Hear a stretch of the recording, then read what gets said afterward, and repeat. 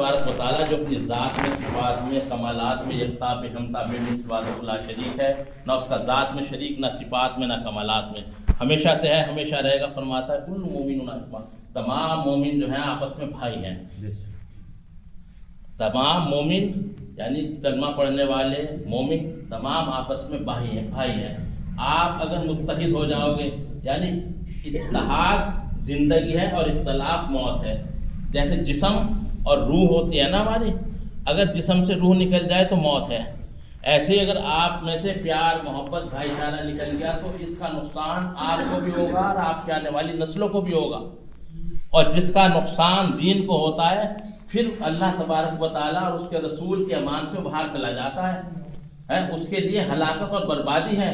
کیونکہ آپ غور کرو کہ پوری دنیا کے اندر جتنی تعداد آج ہماری ہے نا، اتنی تعداد پہلے تھی نہیں کبھی، اور جتنی ذلت اور رسوائی اور آپ پریشانیوں میں مبتلا ہیں پہلے کبھی نہیں تھے، ہے نا۔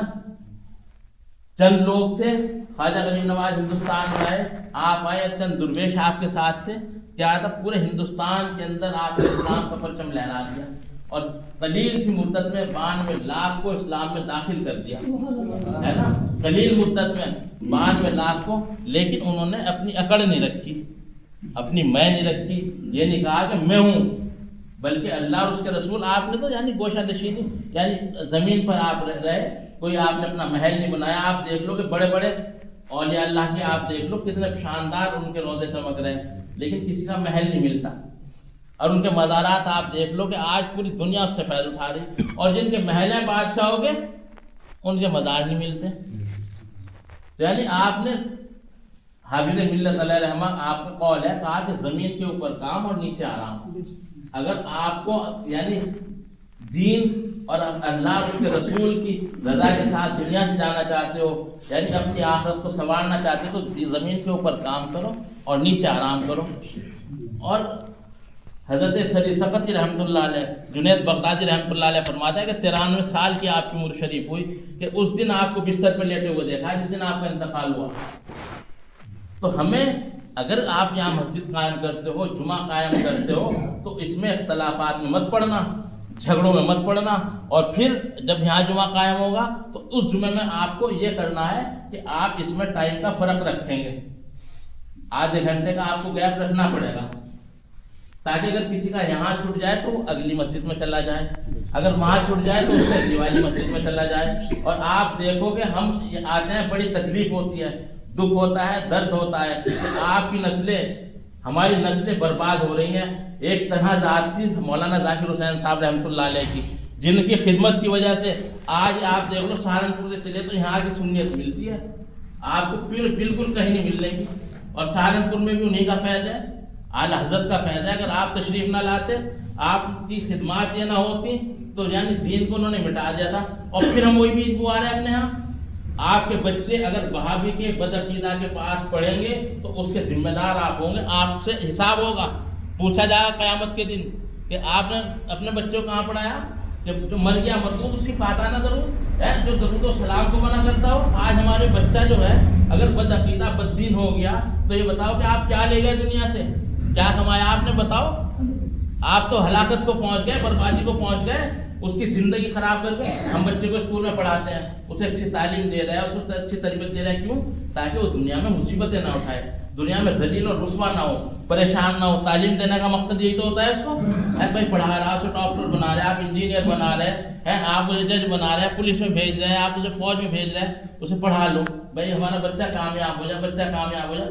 لیکن یہاں تو کامیاب ہوا یا نہیں ہوا؟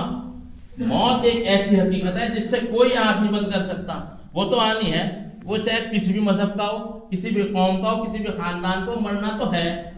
وہاں کی کیا تیاری کری، وہاں کی بتاؤ کیا تیاری ہے آپ کی؟ آپ نے اپنے بچے کو اگر بددین اور بدعقیدہ بنا گیا تو یہ بتاؤ کہ قیامت کے دن آپ سے پوچھ ہوگی نہیں ہوگی؟ اور اس بستی میں جہاں جہاں بدعقید کی پھیلے گی تو اس کے ذمہ دار آپ ہوگے۔ ہاں اگر مثال کے طور پر مدرسہ بند ہے تو آپ اسے چندہ کی ضرورت نہیں ہے اس وقت، تو آپ پھر بھی وہابیت بدعقیدہ کو چندہ نہیں دے سکتے۔ ذوی القربیٰ والیتامیٰ والمساکین، سب سے پہلے آپ کے اہل قرابت کا حق ہے، آپ کے بھائی کا حق ہے، آپ کے بھتیجے کا حق ہے، آپ کے بھانجے کا حق ہے، آپ کے پڑوسی کا حق ہے، یتیم کا حق ہے، مسکین کا حق ہے. وہابی کو دے ہی نہیں سکتے، بدعقیدہ کو آپ کیسے دو گے؟ یہاں کوئی وہابیت کا نام لینے والا نہیں تھا، اور اب آپ دیکھ لو کہ آپ نے کیا کروا دیا ہے. ہم صرف اپنے آپس جھگڑوں کے چکر میں، آپ صرف اختلافات کے چکر میں.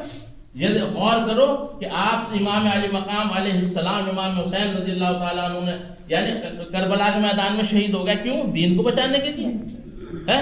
خواجہ غریب نواز کو تو کوئی شہید کر نہیں سکا آپ کو تو، لیکن آپ کی قربانی یہ تھی کہ کتنی بھی مصیبت آ جائے، کتنی بھی پریشانی آ جائے، کیسی بھی تکلیف آ جائے، اب آپ غور کرو کہ آپ کتنے بھی پریشان ہو، کربلا کا تھوڑا سا منظر اپنے ذہن میں لیا نا تو آپ کی پریشانی کچھ بھی نہیں. آپ اگر بھوکے ہوں تو امام حسین سے زیادہ بھوکے نہیں رہ سکتے. آپ اگر پیاسے ہوں تو آپ کے لیے اصغر سے بڑی پیاس نہیں ہو سکتی ہے. آپ کے لیے اگر پریشانیاں ہیں تو حضرت زینب سے زیادہ پریشانی نہیں آپ اٹھا سکتے. آپ اگر بیمار ہیں تو حضرت امام زین العابدین آپ کتنے سخت بیمار تھے، آپ جب کربلا کے اندر تھے، آپ بخار میں تھے، تو ہماری پریشانی ان کے مقابلے کچھ نہیں ہو سکتی. لیکن انہوں نے دین کے لیے، حق کے لیے اپنی جان کو دے دیا. حضرت نظام الدین اولیاء رحمۃ اللہ علیہ فرماتے ہیں قیامت کے دن بزرگوں نے، علماء نے، جب علماء کی خدمت میں بیٹھو گے نا، صحبت میں بیٹھو گے تو پتہ چلے گا کہ دین کیا ہے، دین کے لیے قربانیاں کیسے دی ہیں رسول اللہ صلی اللہ علیہ وسلم نے. ہم نے، ابا نے ہمیں خلافت دی، ہمارے بڑے بھائی ہیں، ان کو خلافت نہیں بلکہ ان کو دادا پیر کی طرف سے خلافت ہے، لیکن ہم نے ان کا ادب ایسے ہی کیا جیسے اپنے باپ کا کرتے ہیں اور کرتے رہیں گے انشاءاللہ تعالی. اور پھر اس کے بعد ہم نے مسجد سے مصلی پہ کبھی ہم کھڑے نہیں ہوتے، نماز نہیں پڑھاتے. ہمارے بھتیجے ہیں، کیونکہ مجھے پتا ہے کہ میرے بھی 4 بیٹے ہیں، کل کو فتنہ پیدا ہو جائے گا. میرے باپ نے وہ مسجد جو ہے نا ہمارے لیے نہیں بنائی، وہ قوم کی امانت ہے، وہ قوم کا حق ہے. میرے 4 بچے کل کو وہ کھڑے ہو کہنے لگے میں پڑھاؤں گا ہے. لیکن جب یہ ہمارے سامنے اس لائق ہو گئے تو ہم نے اپنے سامنے مصلی پہ کھڑا کر دیا اور اپنے بچوں کو کہہ دیا کہ اب ان کا حق ہے ان کی مدد کرنا، مصلی مت کرنا. اگر یہ تمہیں کہے تو کھڑے ہو جانا. بچہ حفظ بھی کر رہا ہے، پڑھ رہا ہے، مدرسے میں پڑھ رہا ہے، اسکول میں بھی تعلیم دی، لیکن کیا ہے کہ فتنہ نہ ہو، جھگڑا نہ ہو، اختلاف نہ ہو، کہ اہل سنت کا مرکز ہے اس کو نقصان میں نہ چلا جائے. بھائی اگر باپ نے ہمیں اجازت دے دی، خلافت دے دی، تو اس لیے نہیں دی تھی کہ تو چودھری بن جانا، تو ٹھیکیدار بن کے تو بڑے کو بڑا نہ سمجھنا، چھوٹے کو چھوٹا مت سمجھنا. تو اس لیے اب آگے مدرسہ چلانا ہے، آگے مصلی کو سنبھالنا ہے. میں کب تک رہوں گا؟ آپ ہی کے سامنے ہماری داڑھی سفید بھی ہو گئی، یہ کالی بھی تھی، ہم بچپن میں آتے بھی تھے ابا کے ساتھ، جوان بھی ہوئے، بڑھاپے میں بھی آ گئے، تو میں تھوڑا ہی ہمیشہ اس کو مصلی کو سنبھال لوں گا. کوئی سنبھالنے والا تو ہونا چاہیے، ساتھ رہے گا. میں نے کہا بھائی جمعہ آپ پڑھائیو تاکہ پتہ چلے، آپ کو پتہ چلے اتحاد کیسے ہوتا ہے، اتفاق کیسے ہوتا ہے، کہ وہاں آپ اس بستی میں کتنے لوگ ہیں.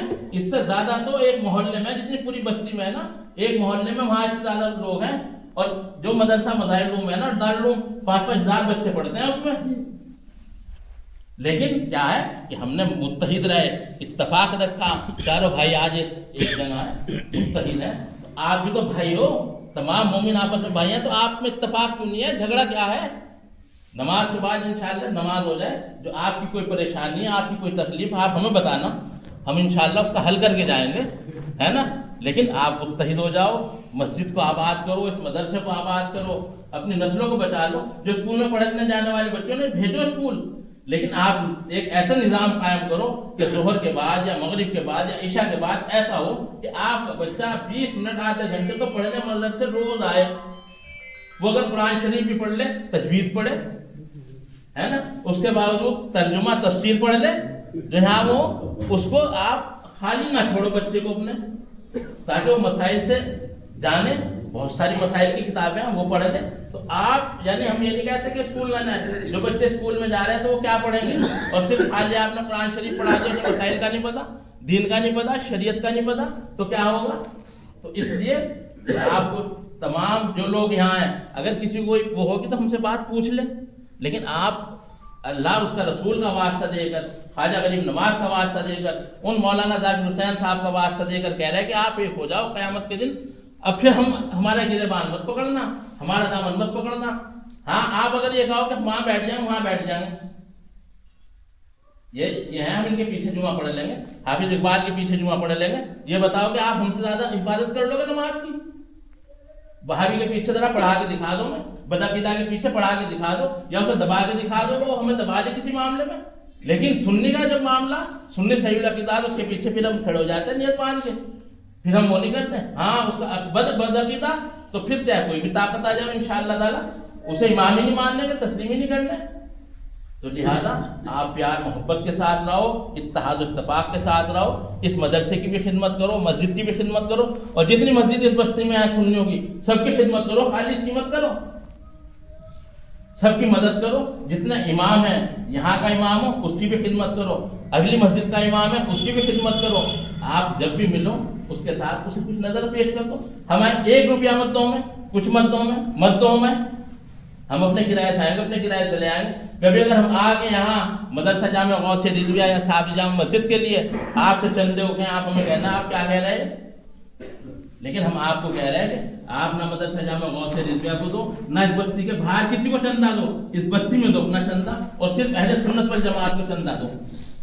اور اگر کوئی آپ کو یہاں کوئی اختلاف یا کوئی پریشانی محسوس ہو کسی امام سے، کسی اس سے مدرس سے، تو حافظ گلزار صاحب کا نمبر لو، آپ انہیں کال کرو، آپ کی فوراً یہاں سے وہ جو پریشانی ہے اس کو دور کرا جائے گا. لیکن آپ پیار محبت سے رہو، جھگڑے مت پڑو، اختلاف میں مت پڑو، پیار محبت کے ساتھ رہو. مسجدوں کو آباد کرو، مدرسوں کو آباد کرو. مسجد اللہ کا گھر ہے، مدرسہ رسول اللہ کا گھر ہے، تو لہٰذا اور آپس میں متحد ہو جاؤ. حالات آپ دیکھ رہے کیا ہے، کہیں مسجد توڑی جا رہی، کہیں مدرسہ توڑے جا رہے ہیں، کہیں مزارات کو شہید کیا جا رہا، اور پھر ہم اپنی اکڑ میں. ان بطش ربک لشدید، اللہ تعالیٰ کی پکڑ جو ہے بڑی سخت ہے، جب وہ پکڑے گا پھر کوئی چھڑانے والا نہیں ہونا. تو لہذا آپ پیار محبت کے ساتھ رہو، اتفاق کے ساتھ رہو، اتحاد کے ساتھ رہو. اور جب یہاں جمعہ قائم ہو رہا تو جمعہ ایک وقت میں مت کرنا.